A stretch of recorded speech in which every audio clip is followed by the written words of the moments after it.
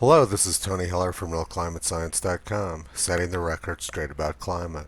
This video is titled Climate Breakdown and Climate Emergency. Yesterday, 16-year-old climate expert Greta Thunberg made this announcement. 45.9 degrees in France in June. It shattered the old record of 44.1, which was set in August 2003. This is not the new normal. This is only the beginning of climate breakdown and climate emergency. We have to stop burning fossil fuels. You know the fossil fuels she's talking about. The same ones which provide all the food, water, heat, light, power, transportation, and communications which Greta loves so much. The same fossil fuels which make her lifestyle possible. She wants to cut off her own lifestyle in order to save herself from her own superstition.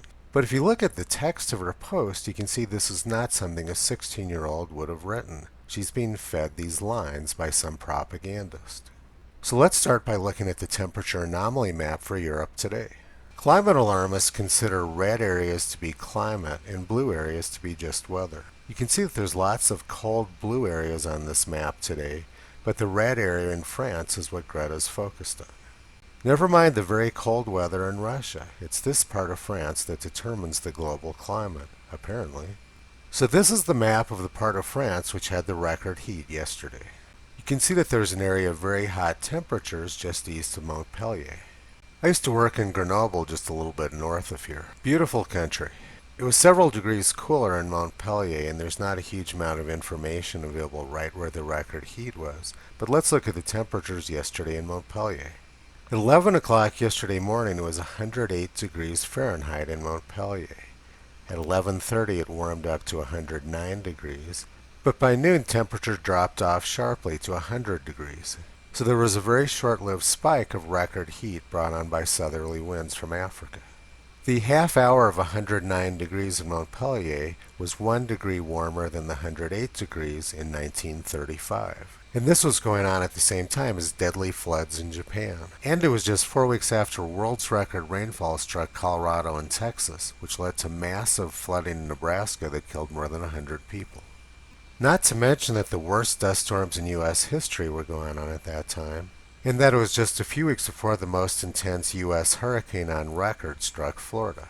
That hurricane killed hundreds of people, and the 200-mile-an-hour winds were so strong that they blew this train 30 feet off the tracks.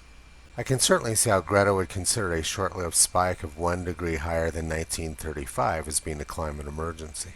And if we go 100 miles west to Toulouse, yesterday's high was 103 degrees Fahrenheit, which was 8 degrees cooler than 1923. So what we're seeing is that the record heat yesterday in France was centered over a very small area just east of Montpellier. And apparently this tiny region of France now determines the global climate. At least for a few more hours. Today's the last day of the heat wave. Today's forecast high in Paris is 97 degrees. This graph shows all of the days over 90 degrees in Paris since the year 1900.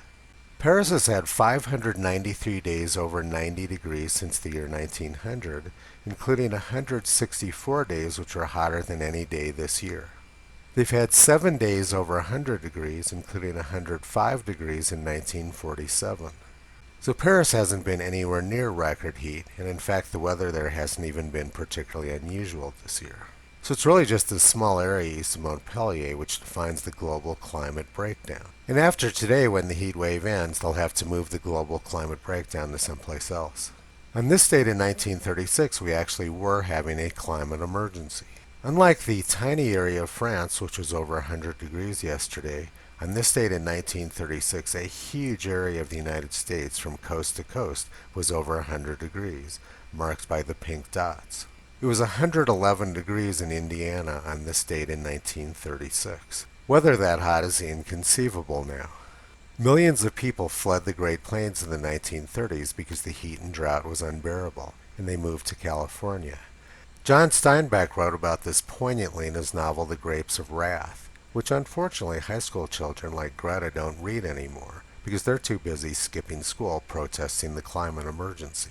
If high school kids were still taught history, they wouldn't be so susceptible to propaganda. They would know about the extreme weather of the past, like the 1930s Dust Bowl, and more importantly, they would know about the extreme atrocities which socialists committed over the last century. I don't blame Greta for what she's doing. She's having the time of her life. She doesn't have to go to school. She's gaining fame. She's probably getting lots of money. Who could ask for anything more at age 16? The problem is with the adults who are using her and dictating the text in her Facebook posts. Using little blonde girls in pigtails for propaganda is a long-standing European tradition. Visit Toto on the web at realclimatescience.com. He's been pulling back the curtain on junk science and propaganda for a long time.